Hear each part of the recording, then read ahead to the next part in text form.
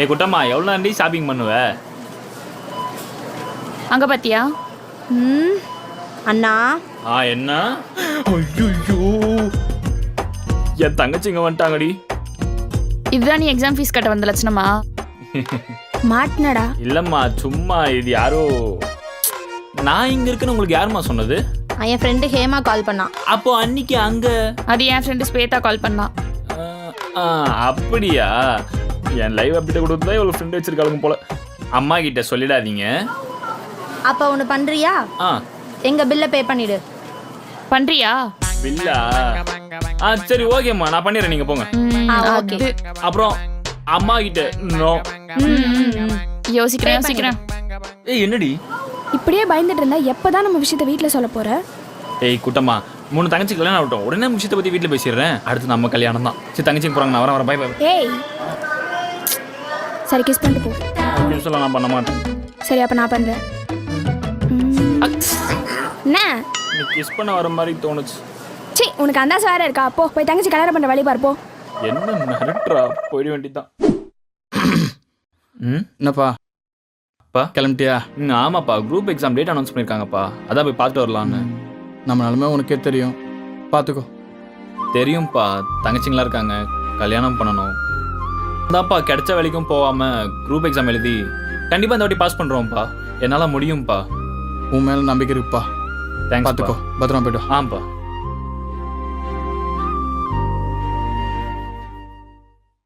வாங்க வாங்க, வாங்க வாங்க. வாங்க உள்ள வாங்க. வணக்கம். வாங்க வாங்க. உட்காருங்க.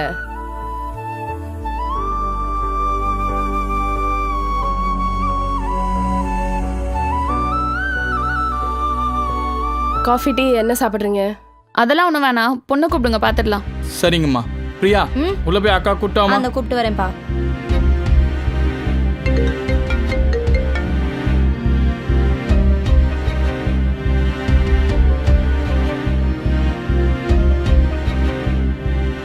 சரிங்க, பொண்ணு எனக்கு பிடிச்சிருக்கு.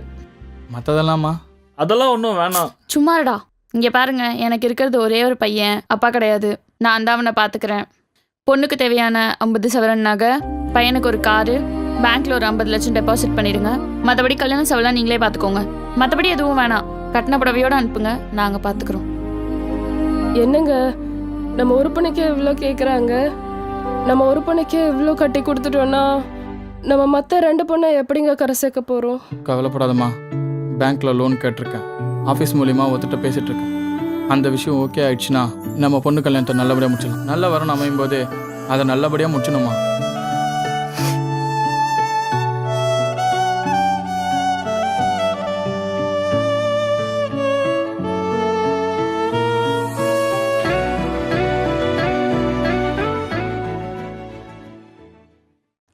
அண்ணா,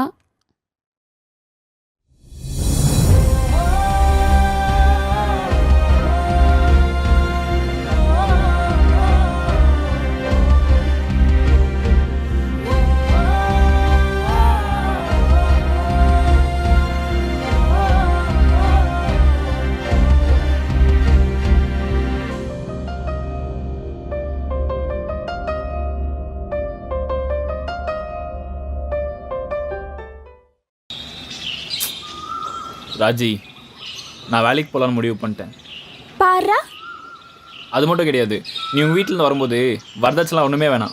நீ கட்டின புடவையோட வாயேன், உன்னை கண்கலங்காமல் நான் பார்த்துக்கிறேன். என்னமோ நான் கிடைச்ச வேலைக்கெல்லாம் போக மாட்டேன், போனால் கவர்மெண்ட் வேலைக்கு தான் போவேன்னு சொன்னேன். அதுவும் இல்லாமல் வரதட்சணை வச்சு தான் செட்டிலே ஆகணும்னு சொன்னீங்க. இப்போ என்ன?